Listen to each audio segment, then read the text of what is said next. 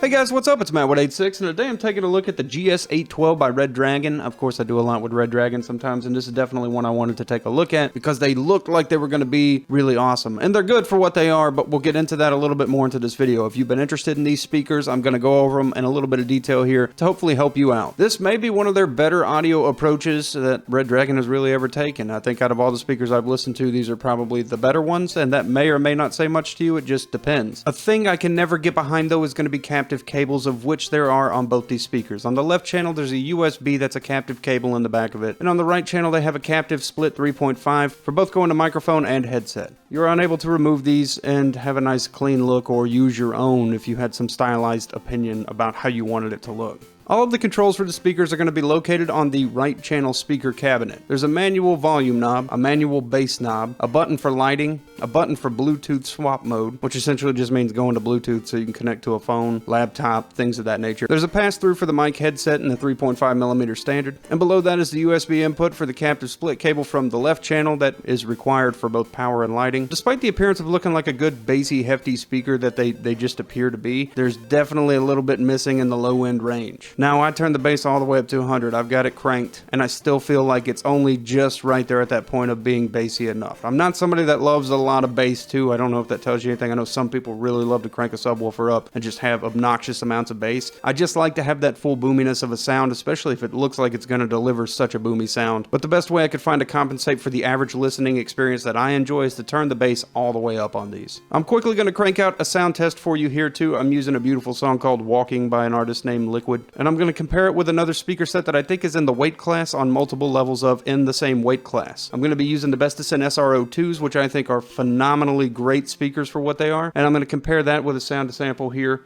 side by side with the GS812s. And just remember, with a sound test, all I can do is record over a microphone for you to play back over your speakers. The goal is not to show you how these are going to sound per se, but in order to give you an idea of the differences in the sounds that you hear based on this recording and this playback.